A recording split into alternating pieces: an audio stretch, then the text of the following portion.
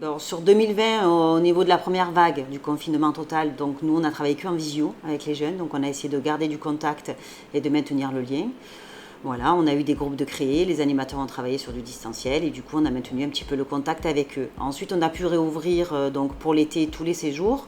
On a bien sûr dû adapter les séjours au protocole en limitant les effectifs sur les séjours et en retravaillant un peu au niveau des activités pour qu'elles soient conformes au protocole, avec beaucoup de travail également avec les prestataires, quoi. Voilà. Donc on a pu maintenir l'ensemble de nos séjours avec des effectifs un peu moindres que ce qui était prévu.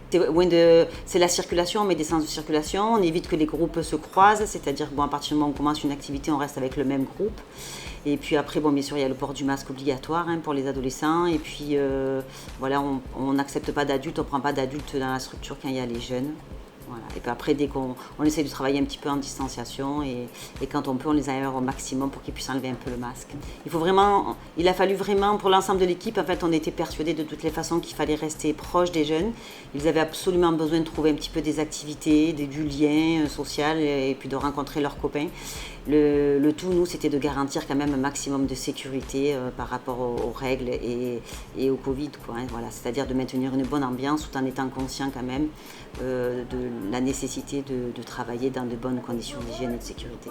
On les a vraiment en proximité et du coup on engage du travail vraiment éducatif et de fond. Et puis ils ont besoin d'échanger, ils ont besoin de connaître un petit peu ce qui se passe sur le monde, ce qui se passe le Covid, qu'est-ce que c'est, pourquoi tous ces risques. Et il y a beaucoup d'échanges avec les animateurs. On fait venir beaucoup d'intervenants aussi qui discutent avec eux, qui essayent aussi de répondre à leurs questions et un petit peu aussi de rendre cette période un peu moins anxiogène pour eux.